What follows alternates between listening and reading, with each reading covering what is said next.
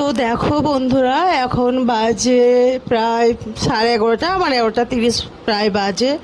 তো এত রোদ, আর ধান কাটা যাচ্ছে না, যার জন্য আমি এই যে বাড়ি চলে যাব।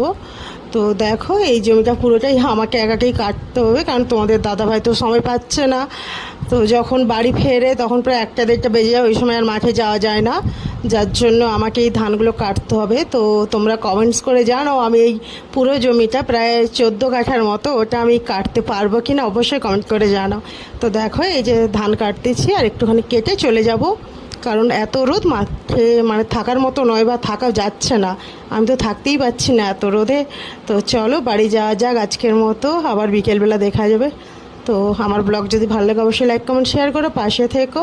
তোমাদের ভালোবাসা আমার একান্তই দরকার, কারণ তোমাদের ভালোবাসা ছাড়া আমি কিছুই করতে পারবো না। তোমাদের ভালোবাসা ছাড়া না আমি এগিয়ে যেতে পারবো, আর না তোমাদের ভালোবাসা পেলে আমি ভিডিও ঠিকভাবে দিতে পারবো। তো তোমরা সবাই মিলে কমেন্ট করো, ভালোবাসা দিও। চলো এখন করার মতো টাটা।